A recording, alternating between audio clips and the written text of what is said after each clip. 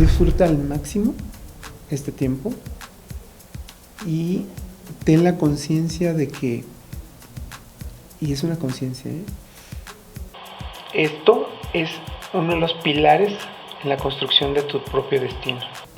La UMAD ha hecho un esfuerzo extraordinario por conjuntar talento y abrir espacios que hoy no existen en otras universidades. Soy maestro, soy parte del claustro de profesores de la Universidad Madero en la carrera de Derecho. Tengo una cierta adicción por las nuevas tecnologías y es una de las materias que imparto dentro de la carrera. Y tiene que ver con la mentoría, ¿no? Porque pienso que en la carrera de Derecho encuentras a tus primeros mentores.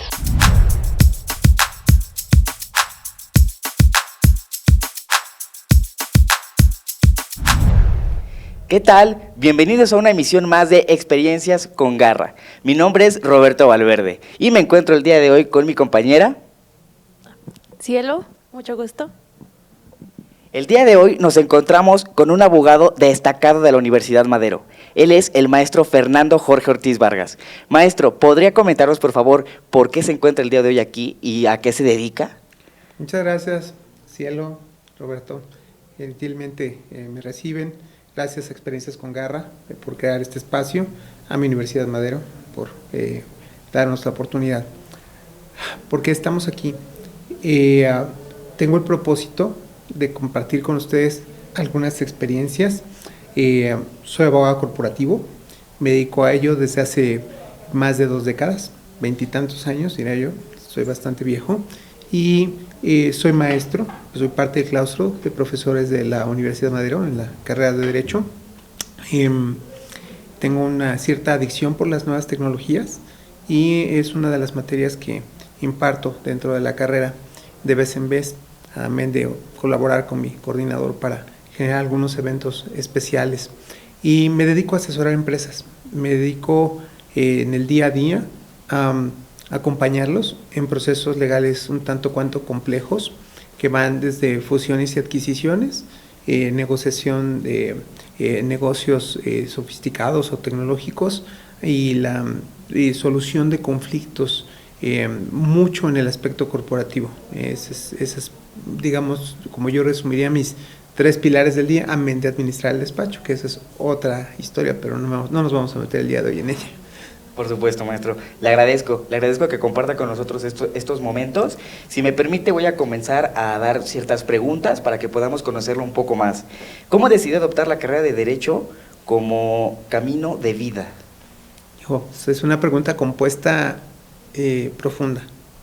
Primero por el verbo adoptar, ¿no? Primero porque lo que tú eliges no es tan profundo como lo que tú adoptas, ¿no?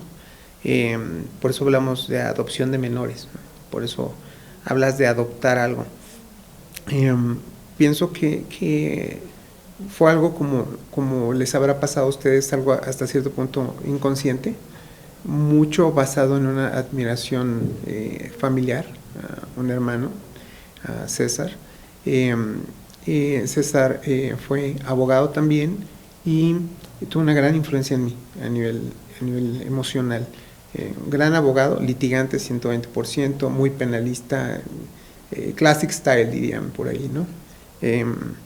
Él fue una gran figura en mi vida, y lo ha sido y lo es. El mayor de mis hijos se llama César, no quiero dejar de decirlo.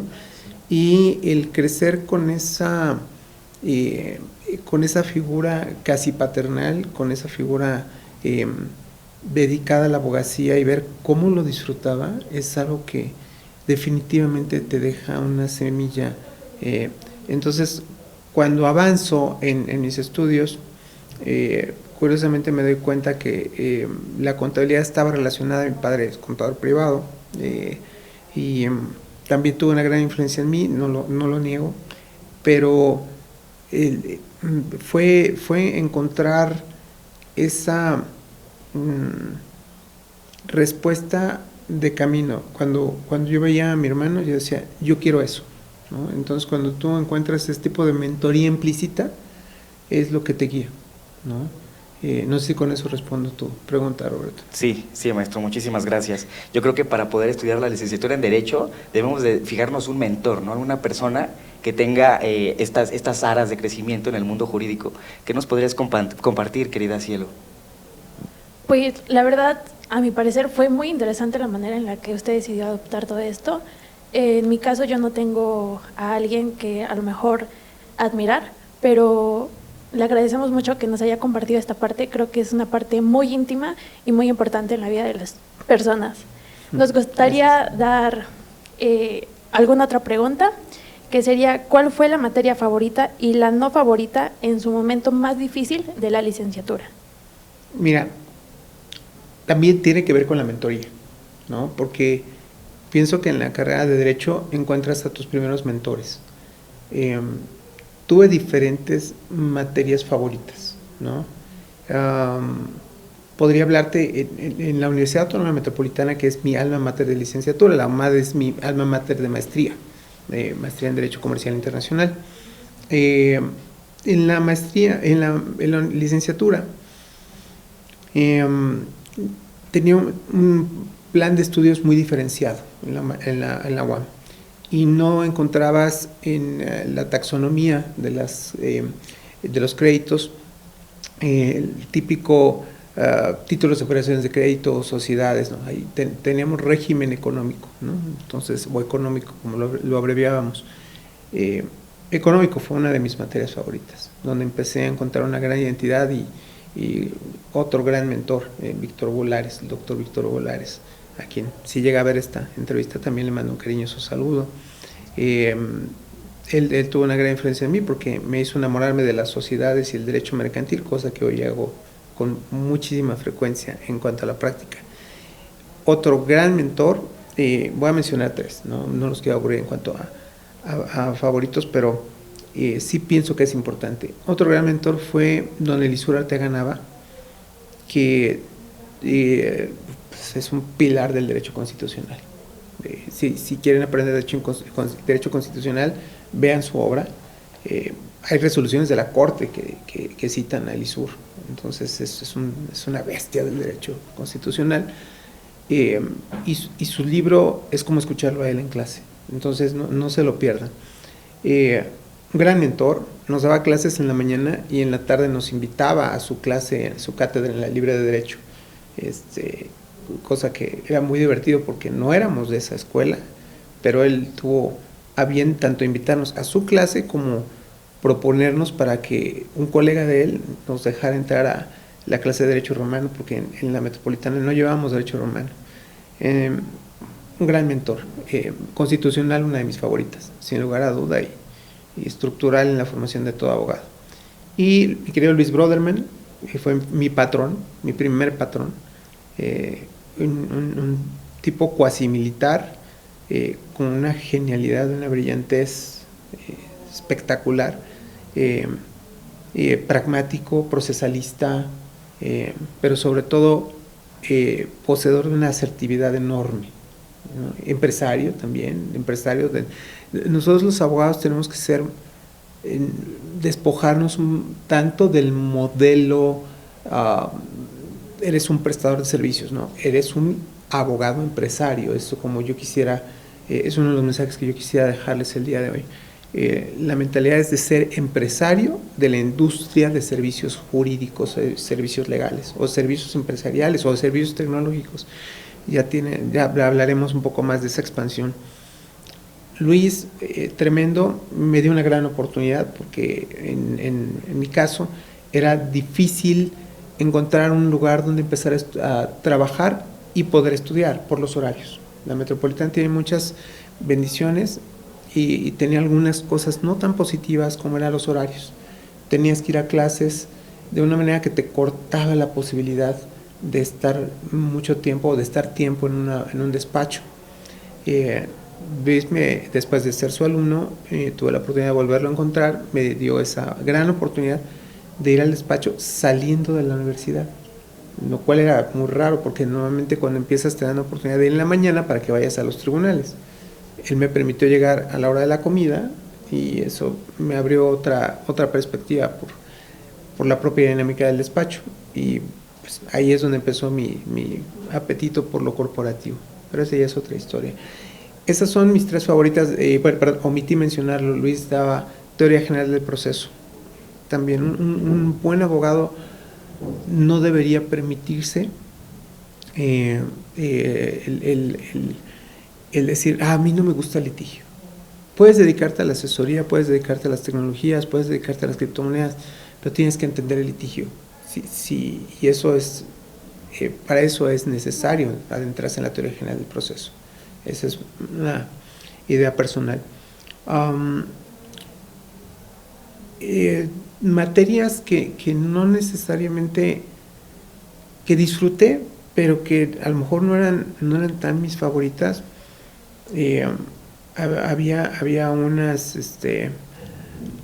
algunas materias de derecho administrativo, etcétera, que amo el derecho administrativo profundamente, pero a lo mejor no tenían el power de esos mentores que acabo de mencionar, ¿no? Entonces, yo tuve 2 S en la carrera, fueron mis 2 únicas calificaciones bajas, vamos a llamarlo así, que luego podríamos hablar de qué significan las calificaciones. Para mí no significan mucho, pero lo menciono por ilustrar qué me costó trabajo. Una fue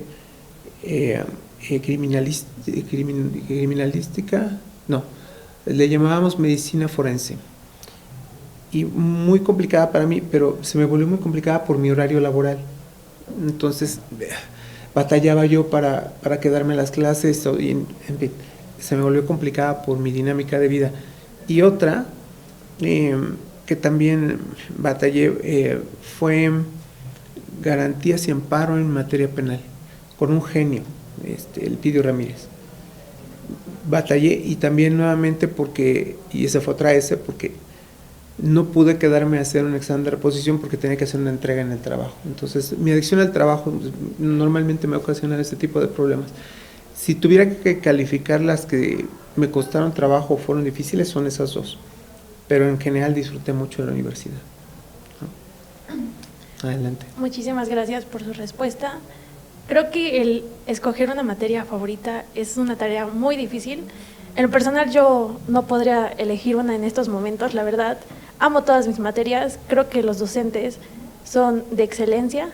¿Tú qué dices, Valverde? ¿Cuál sería tu materia favorita? Querida Cielo, yo creo que es una pregunta muy complicada, como tú mencionas. No hay una materia que yo tenga favorita o que pueda mencionar que es una materia de mis favoritas, pero yo tengo esta parte de querer destacar en las cuestiones que son novedosas, las cuestiones que son como de áreas poco exploradas dentro de la licenciatura.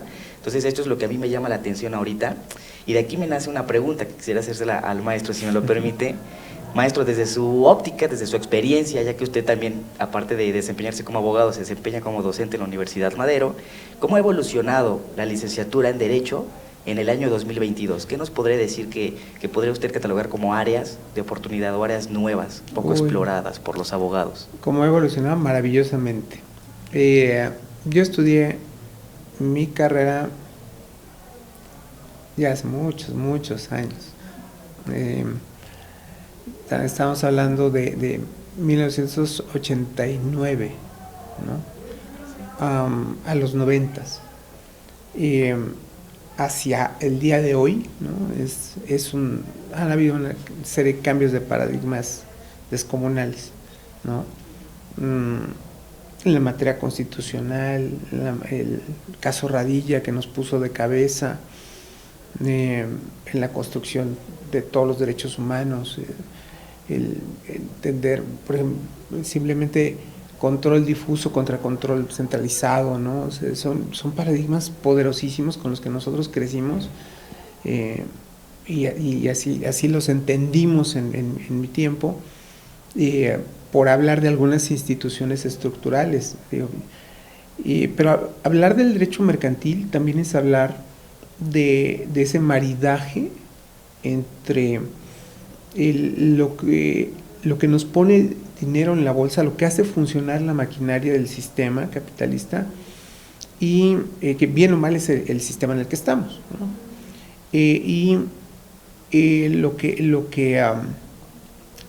y lo que ocurre en el mundo jurídico. Y si bien siempre hay un desfase, ¿no?, entre la institución jurídica y la realidad de los negocios, ahí tienes un derecho fiscal que está siempre tratando de captar la riqueza, pero la riqueza escapa y ahora estamos viendo formas cada vez más sofisticadas con los NFTs, con todo lo que es blockchain y todos los criptoactivos. Entonces, hay una competencia hasta cierto punto injusta porque el derecho nunca va a poder alcanzar al 100 la dinámica de los negocios.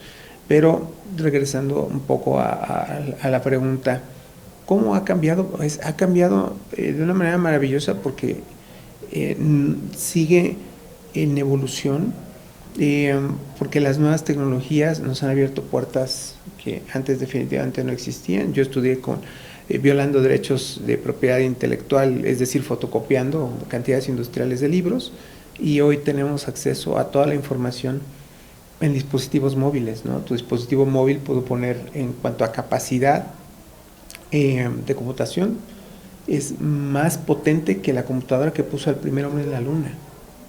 Entonces perdemos la noción. Hoy que vivimos inundados de información, que tenemos esa obligación de depurarla, filtrarla y ser más eficientes en su manejo, te diría que ha cambiado de manera espectacular y maravillosa, y ojalá que las nuevas generaciones como ustedes aprendan rápidamente a capitalizar todo ese conocimiento que ahí está, que está regalado, está gratis y que te puede cambiar tu vida a ti, pero también le puede cambiar la vida a alguien a quien tengas que representar o ayudar.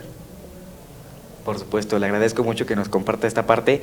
A mí me llama mucho la atención el derecho de las nuevas tecnologías y le agradezco que nos comparta cómo ya hay nuevas formas en las que la obtención de riqueza se puede evadir, ¿no?, conforme este derecho. ¿Tú qué opinas y lo que nos podrías compartir al respecto? Pues mira, la verdad no sé, creo que sería una opinión demasiado larga, pero es sorprendente todo el conocimiento que estoy adquiriendo en estos momentos con esta entrevista. En verdad me ha abierto el panorama a ver más allá de... Y esto también me lleva a la siguiente pregunta. ¿Cuáles son las principales competencias que deben tener los egresados de nivel medio superior para la licenciatura en Derecho? Yo tengo mucha reserva del manejo de las etiquetas, ¿no? Porque las etiquetas también te pueden llevar a escenarios de discriminación, pero tienen cierta utilidad las etiquetas, ¿no? Y las competencias a lo mejor las podremos poner etiquetas de dos sabores, ¿no? Clásicas, las competencias clásicas del abogado, y las competencias digitales, ¿no? Como yo o no clásicas, diría yo. Y aquí podría yo entrar en controversia con el pensamiento de varios colegas y amigos míos que sostienen que hay abogados digitales y abogados no digitales. Yo pienso que todos somos abogados en proceso de formación digital, porque ya no es algo opcional, es algo necesario, es algo que lo vas a llevar sí o sí adelante. Yo no lo veo como algo alternativo. Pero bueno, regresando a mi punto, yo tratando de utilizar esas etiquetas, competencias para ser abogado, la resiliencia, sobre todo si vas a ser litigante. Y la resiliencia entendida entendida de manera práctica, como el poder absorber un impacto, recuperar la forma y regresar, ¿no? Porque muchas veces vas a no recibir lo que esperabas. Entonces vas a vivir inmerso en un escenario muy frustrante. Entonces, si no tienes esa capacidad de recomponerte, vas a pasarla mal, ¿no?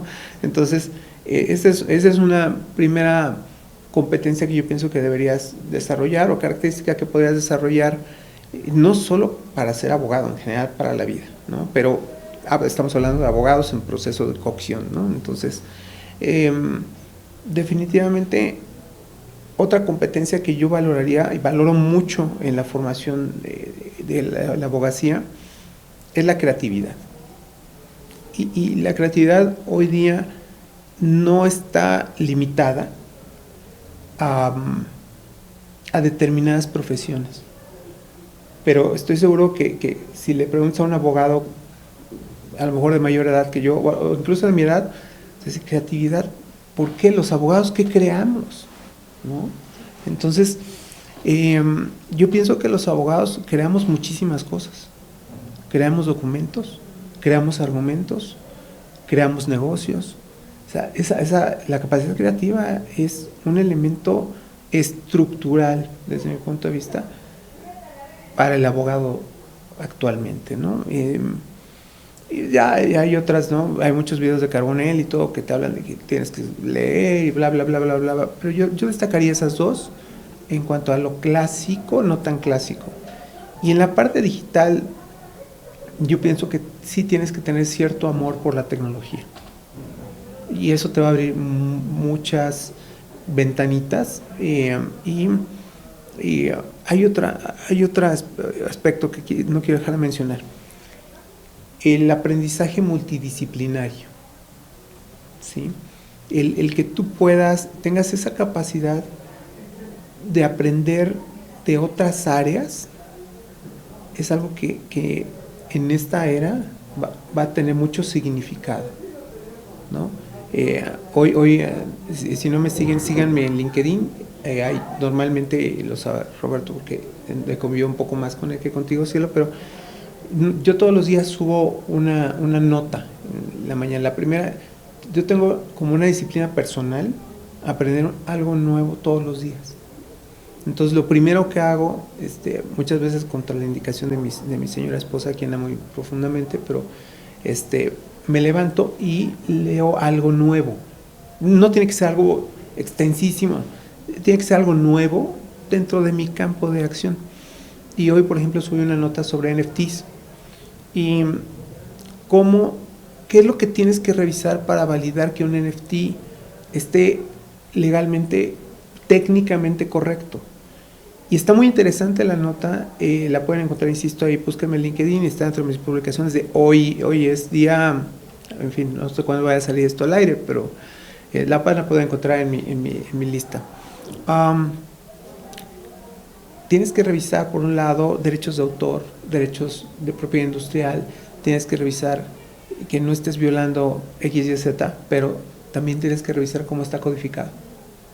Y vienen ejemplos de cómo se codifican los NFTs y cómo tienen su identificador y su origen y en qué blockchain están, si están en Solana. ¿Sí me explico?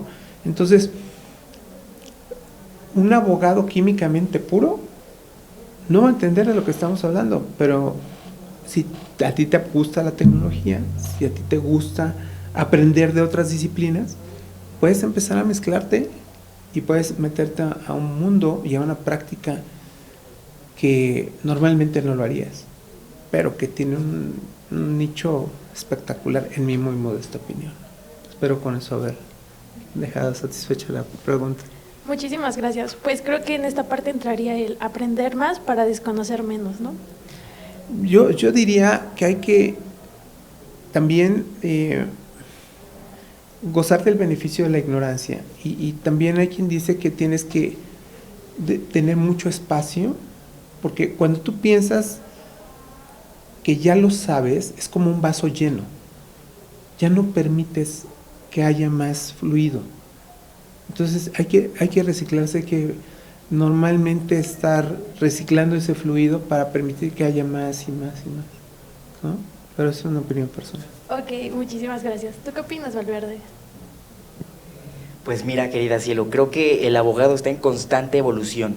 Yo creo que la carrera de la abogacía constituyen varios retos, lo cual a mí me hace pensar, maestro, ¿podrá compartir con nosotros qué reto constituye primero el llevar a cabo la licenciatura, ¿no? Desarrollarse como estudiante en la licenciatura en Derecho y después al ejercerla?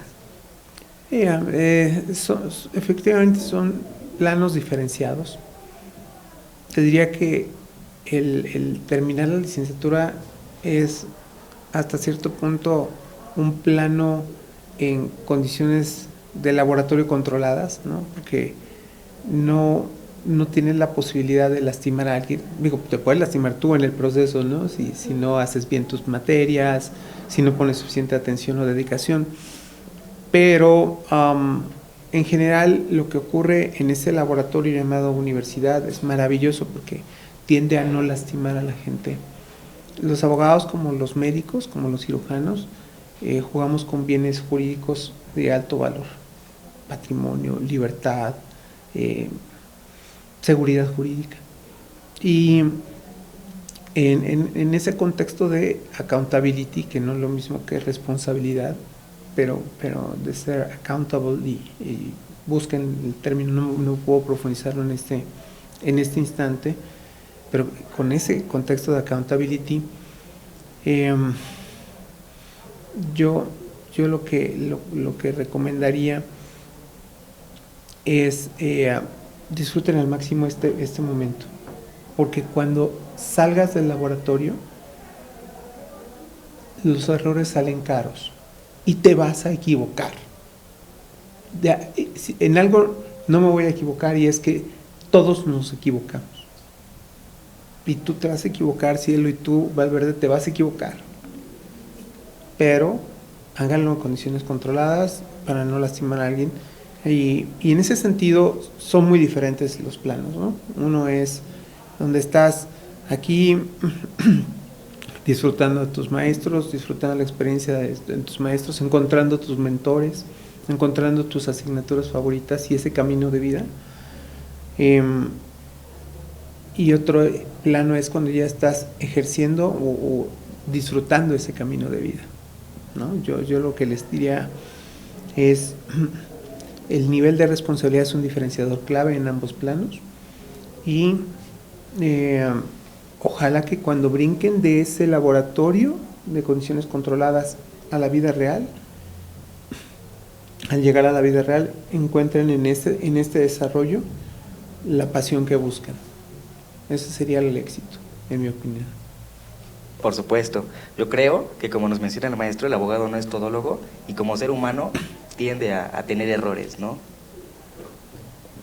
Exacto. Pues la verdad no sé cómo vayamos de tiempo, pero me gustaría hacer una pregunta muy importante para quienes van a ver esta entrevista, y es: ¿qué consejo podría compartir usted a los alumnos que van a elegir una universidad para estudiar la licenciatura de Derecho?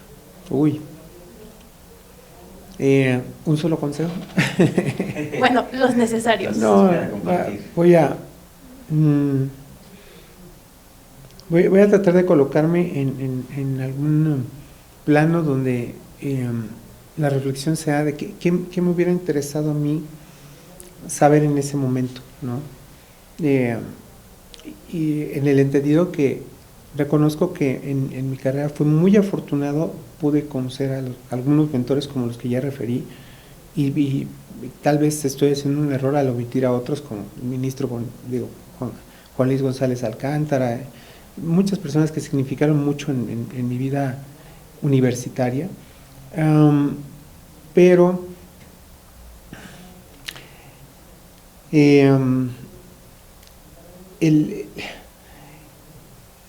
yo lo que te diría es: disfruta al máximo este tiempo y ten la conciencia de que, y es una conciencia, esto es uno de los pilares en la construcción de tu propio destino.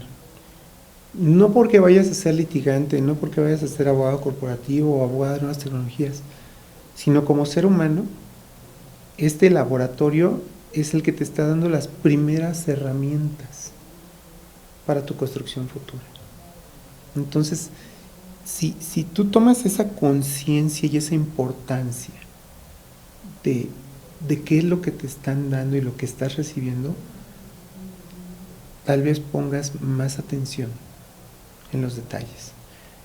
Muchos años después de terminar la carrera, ya empecé a viajar y a conocer abogados de otras latitudes, y mi querido Wayne Fagan, grandioso y extraordinario abogado tejano, fue de los que me empezó a educar un poco más y me enseñó una frase muy americana que es: el demonio se esconde en los detalles.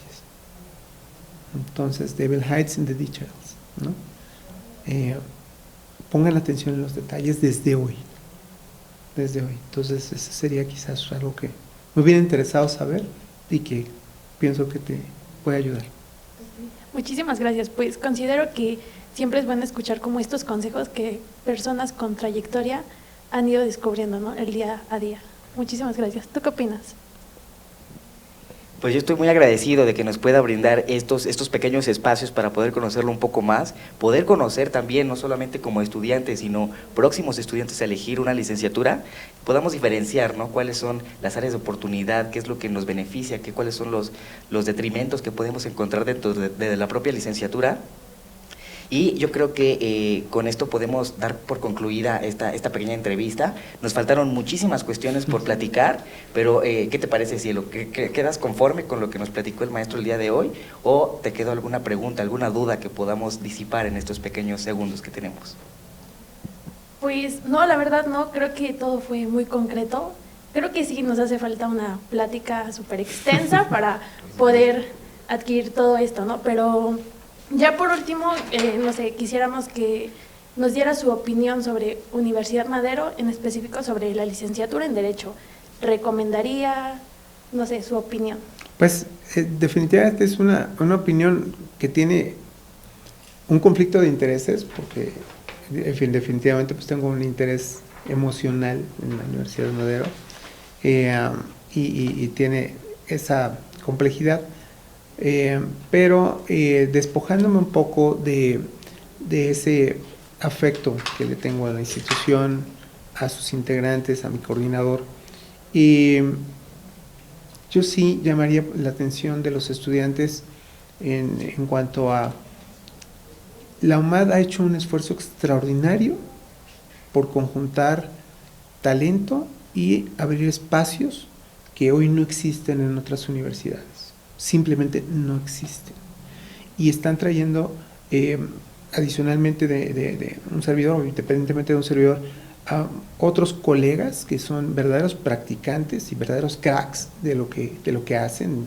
En propiedad industrial, mi partner Alfredo Medina, en nuevas tecnologías también podrán encontrar a Iván Díaz González, que también es mi partner, Ernesto Rodríguez, que es uno de los mejores abogados de compliance que van a encontrar en la práctica, por mencionar algunos, ¿sí? Y no quisiera omitirlo. Digo, Rosero Alarcón es una mujer apasionadísima y que yo algún día podría tener una parte de su capacidad didáctica, pero no la tengo. Pero es un equipo, es un Dream Team bastante interesante que se ha conjuntado con los años y que hoy está disponible en la Universidad Madero y que les puede abrir a ustedes como estudiantes y a los que están pensando en elegir en cómo hacer esa elección o esa adopción, porque vas a adoptar una carrera y un modo de vida, ¿okay? Les daría muy buenas herramientas, en mi opinión. Muchísimas gracias, concuerdo completamente. La verdad, desde un principio, desde que tuve la oportunidad de charlar con el coordinador, quedé enamorada de la universidad y sobre todo de la carrera. ¿Tú qué opinas, Valverde? Pues, ¿qué te puedo comentar, Cielo? Yo te puedo decir que la licenciatura en Derecho ha sido una de las mejores decisiones de mi vida. Es una carrera que yo encuentro cabida en todo. A mí me gustan los videojuegos y puedo entrar siendo abogado dentro del mundo de videojuegos. Si te gustan los deportes, puedes entrar también dentro del mundo de la abogacía. Hay una parte específica que analiza todas estas cuestiones. Entonces, pues estoy muy contento de poder visualizarme como un futuro abogado. Me llaman muchísimo varias áreas, ¿no? Quisieras a lo mejor a veces como estudiante acaparar todo, comerte el derecho a mordidas, pero tienes que especializarte, ¿no? Ese sería como que el consejo que a lo mejor por parte de un estudiante podría compartir, ¿no? Tendrías que encontrar esa carrera, esa materia que te apasiona para poder desarrollarla como se debe. Y pues bueno, así es como damos por concluido una experiencia más, una experiencia con garra con el maestro Fernando Jorge Ortiz Vargas. Gracias, muchas gracias nuevamente por la invitación, por este espacio y deseo que la audiencia haya disfrutado este pequeño espacio. Y bueno, síganme en redes sociales, como les decía, me pueden encontrar en LinkedIn como Fernando Ortiz y por ahí podemos también ponernos en contacto. Gracias. Gracias.